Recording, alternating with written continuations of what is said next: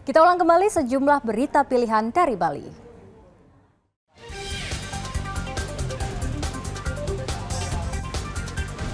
Korban meninggal akibat kebakaran gudang gas LPG di Jalan Kargo Taman bertambah 2 orang.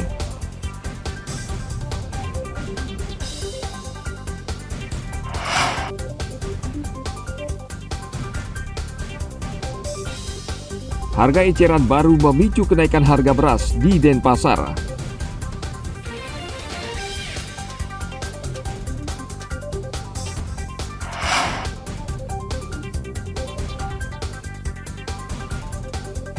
Polda Bali membongkar sindikat penipu penjual ponsel murah.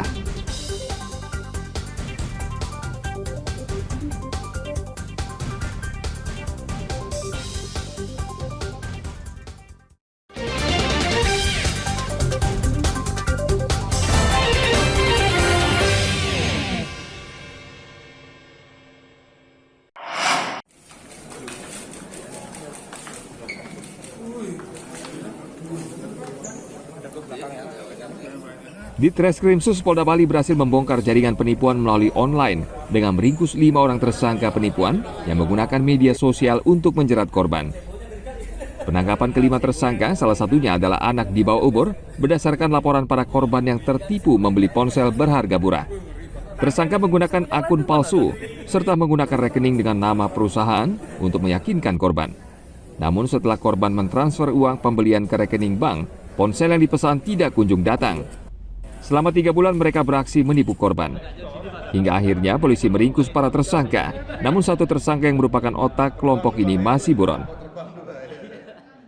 Jadi kalau untuk sindikat Sabir, dari keterangan yang kita dari malam, dia sudah bekerja selama 3 bulan mengikut saudara P selaku otak ini. Jadi untuk Andika berhubungan lama dengan saudara R yang merekrut untuk membuka rekening ini sebenarnya sudah dari LP, tapi pengakuannya untuk membuka rekening bersama PT Berkah bersama itu juga 3 bulan, kurang lebih 3 bulan untuk sesuai LPD. Tapi kita masih kembangkan, masih dalami lagi. Kita duga ini karena sudah sindikat dan memang ada otak yang masih kita kejar. Mungkin kemungkinan pengembangan ini akan kita kembangkan ke TKP lainnya. Jadi benar-benar teliti sebelum membeli, ya, manfaatkan teknologi dengan baik, ya. Kemudian pastikan sudah membaca deskripsi produk sebelum membeli. Kemudian pastikan link toko online-nya sudah benar. Modusnya cukup rapi dalam melakukan penipuan dengan pemalsuan. Oleh karena itu perlu peran serta atau kerjasama dari masyarakat. Ketelitian, cek and recheck, ya. Jangan sekali-sekali mengklik link yang diberikan penjual atau pihak tertentu tanpa kita melakukan cross-check kebenarannya. Polda Bali menyita barang bukti 23 buku tabungan berbagai bank, belasan kartu NPWP, puluhan lembar KTP, 14 telepon seluler, serta uang tunai sebanyak 25 juta rupiah. Polisi menjerat para pelaku dengan Undang-Undang RI Nomor 11 Tahun 2008 tentang informasi dan transaksi elektronik dengan ancaman pidana hingga 6 tahun penjara dan denda mencapai 1 miliar rupiah. Tim Liputan melaporkan dari Kota Denpasar.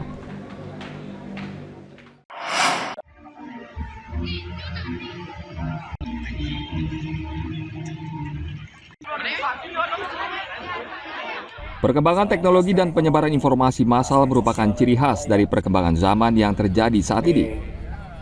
Oleh karena itu, literasi digital menjadi sangat penting bagi masyarakat agar tidak termakan berita hoaks, pornografi hingga judi online yang menyesatkan. Pemkab Bangli belum lama ini menggelar talk show Makin Cakap Digital yang dipusatkan di alun-alun Bangli. Berbeda dengan talk show pada umumnya, talk show kali ini mengusung tema menumbuhkan jiwa patriotisme dan semangat nasionalisme di era digital. Talk show dikemas dengan berbagai hiburan seperti konser musik dan nonton bareng World Cup Qualification 2026 Indonesia versus Filipina. Kepala Dinas Komunikasi, Informasi dan Persandian Kominfosan Bangli, Wayan Dirgayusa mengatakan, semakin banyak warga yang datang, maka semakin banyak mereka mendapatkan informasi yang benar dalam menggunakan media digital dan medsos agar lebih bijak lagi ke depannya. Dengan semakin banyak jumlah masyarakat yang hadir, berarti cakupan luasan dari kegiatan sosial itu semakin banyak masyarakat mendapatkan informasi yang benar, memanfaatkan media digital di era menggunakan media digital dan memanfaatkan medsos lebih bijak lagi ke depan. Pemkab Bangli berharap program literasi cakap digital dapat memberikan wawasan, pengetahuan dan pemahaman penggunaan teknologi digital secara bertanggung jawab, kreatif dan inovatif yang dapat membawa dampak positif bagi masyarakat. Tim Liputan melaporkan dari Kabupaten Bangli.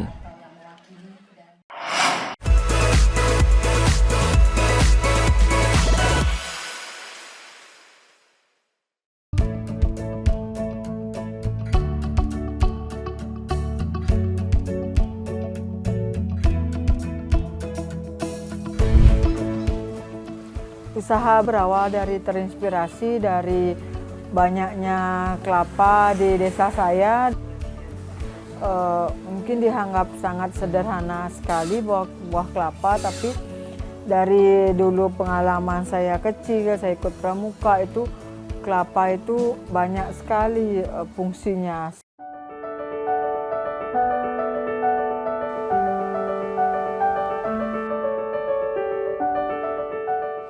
Dari buah kelapanya itu dipakai untuk kulitnya dipakai untuk tempat lilin, tempat sabun. Nah, dari dalamnya itu minyaknya itu ada turunannya seperti untuk sabun, ada oil massage, ada body butter dan lainnya.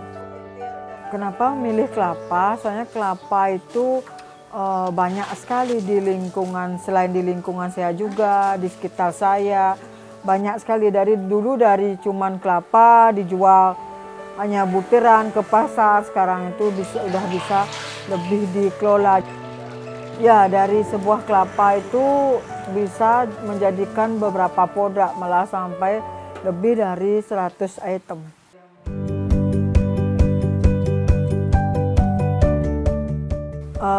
Saya bisa mengolah produk ini dari memang saya belajar, saya ikut pelatihan. Pastinya sih saya tidak pantang untuk menyerah, jadi saya trialnya itu terus menerus, Pak. Jadi trial saya sampai saya nggak menghitung itu berapa kali itu kegagalan, saya hitungnya berapa kali saya bisa menyelesaikan gitu, Pak. Kalau sampai sekarang itu ada 30 karyawan. Ya, mayoritas di warga sekitar sini, tapi 90%-nya ibu-ibu.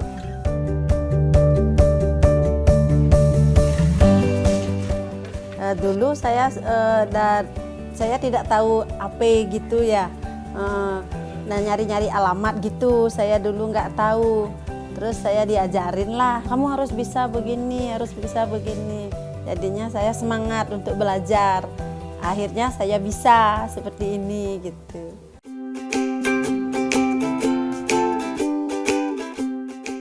Oh, ketika COVID, kalau pengaruh sih kita ada pengaruh sedikit.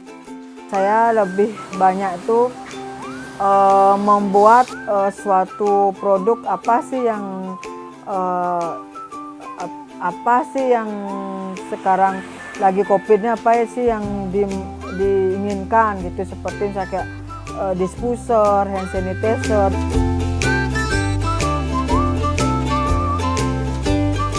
Kalau sekarang memang sih fleksibel ya Pak ya, misalnya kalau pas banyak jadi nggak tetap dia per bulannya berapa, itu rata-rata itu 5.000 ke atas gitu.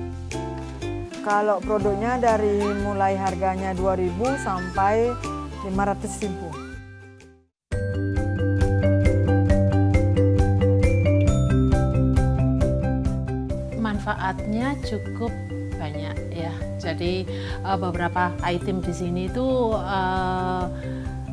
sangat bagus, peminatnya di sana kan banyak. Jadi di saat saya pulang ke kampung, mereka itu jadi just tip ke kami.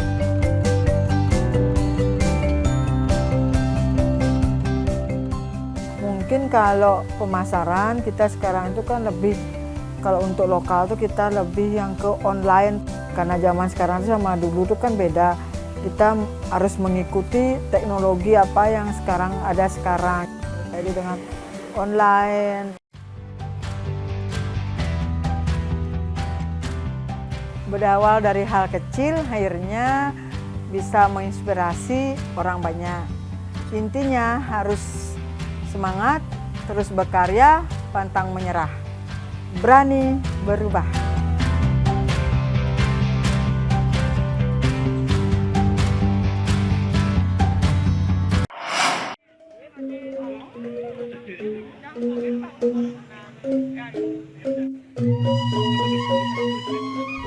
Bali memiliki aneka kuliner khas yang menarik untuk dicoba.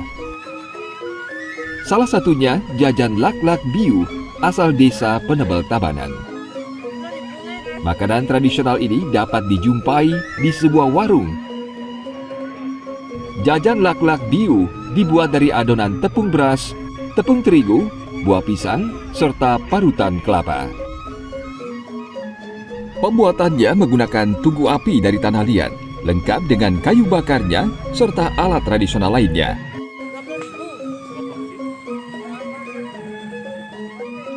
Kalau boleh tahu Bu, apa Bu bahan-bahannya ini Bu? Bahannya tepung beras, ada terigunya dikit, Oh, iya. dikasih garam. Isi kelapa juga Bu ya? Di atasnya pisang, di atas adonan pisang, di atasnya kelapa. Iya. Ada juga rasa-rasa, rasa keju, rasa coklat, nangka, itu yang ada sekarang.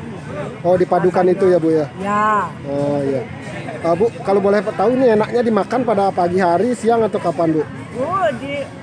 nggak usah gitu dari pagi sampai malam nggak apa-apa, Oh. karena kelapanya sudah direbus.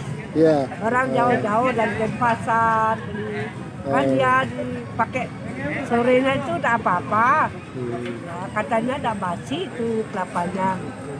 Apa yang membuat ciri khas ini Bu? Ciri khas makanan ini apanya Bu? Enaknya apanya Bu? Enaknya apa itu? Kayak dulu itu yang kayak entip, nasi entip yang dulu gitu kata orang. Iya. Itu yang disegani orang itu karena ada hitam-hitamnya. Ini tahun berapa Bu udah buat gini Bu? 2009. Jadi ini memang ciri khas ya makanan di Penebel ya Bu? Iya, Ya? Penebel. Satu porsi berisi 3 potong lak-lak biu dijual Rp10.000. Setiap harinya, warung ini selalu ramai dikunjungi warga yang ingin membelinya. Tim Liputan melaporkan dari Tabanan.